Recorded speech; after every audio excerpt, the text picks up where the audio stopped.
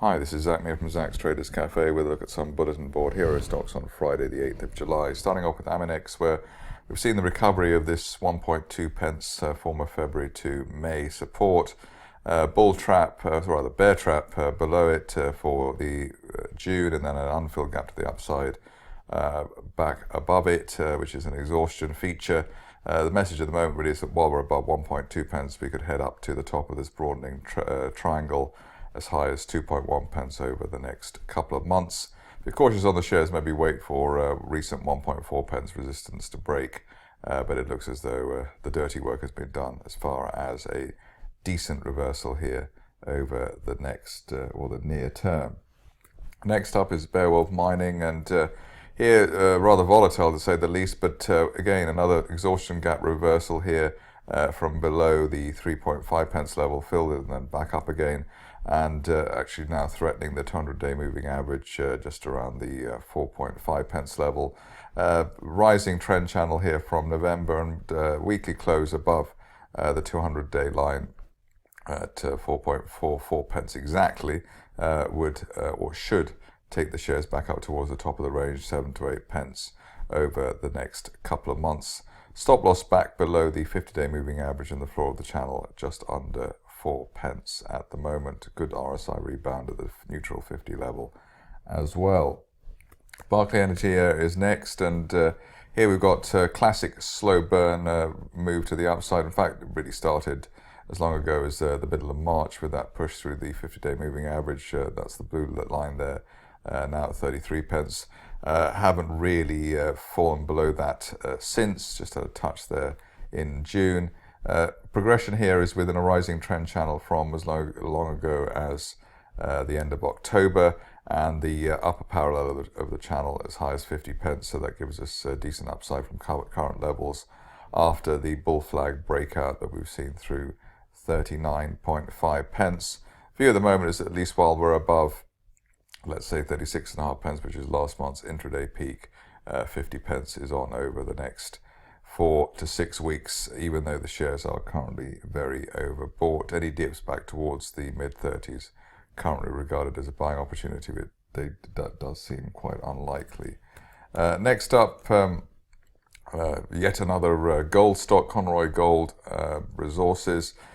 Here we've got what looks like a bull flag consolidation above the 50-day moving average at 26 pence, and while that holds in the floor of this rising trend channel from February, we're looking for 45 pence as the target, which is the top of a February trend channel. RSI's bounced above neutral 50 as well to leave it at 58, which should be regarded as another plus point. If you're cautious on the stock, maybe wait for an end of day close above the 200-day moving average at 32.62 before pressing the buy button.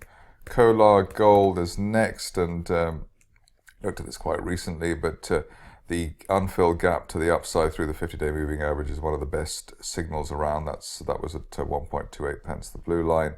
We've now closed above former June resistance of 1.65 pence, and really while we're above that, there should be a relatively smooth progression over the next month or so to retest former March resistance at 3 pence, and a push higher in the same way as we saw in March as well, hopefully. Stop loss back below the 50-day line.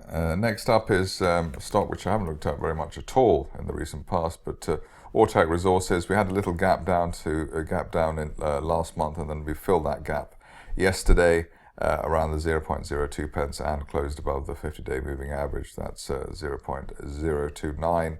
Above that 50-day line, looking for a return to the top of the range at 0.05 pence over the next month or so. Stop loss back below 0.02, although not really worth it given how cheap these shares are. Seeing Machines is next, requested by a follower on Twitter. Interesting here that we've got a break back above the 50-day moving average for the first time since the end of April, which should be enough really to give us further momentum towards the 200-day moving average, just under 4.5 pence. Big target here up to 5.5 pence, which is the top of this broadening triangle from this time last year, effectively. If you are cautious on the shares, maybe you'd wait for an end of day close or weekly close above 3.77 pence, which was the former March support. But with the bullish divergence in the RSI window and the recovery of the 50-day line, it looks as though the shares are on their way, or should be on their way. Stop loss back below 3 pence, which is really where the 10 and 20-day moving averages are at the moment, if you're already long. Onto Tullow Energy, which has started to behave itself now, let's say, helpfully holding that gap, and the top of that gap around the 4.55 pence level this week, and also holding for the most part the former resistance at 5 pence from May and June. Above 5 pence, it should be a relatively quick move towards 8 pence or so, which is the top of this rising trend channel from December. After that, we can review and revise what the upside may be.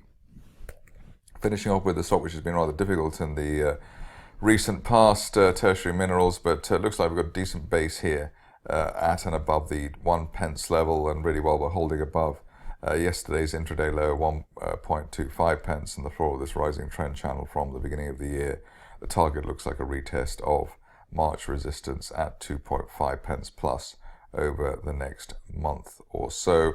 Cautious bulls would clearly wait for a clearance of the 200-day moving average at 1.74, but it looks as though the shares are finally on their way. That's it from me. More updates at the same time on Monday.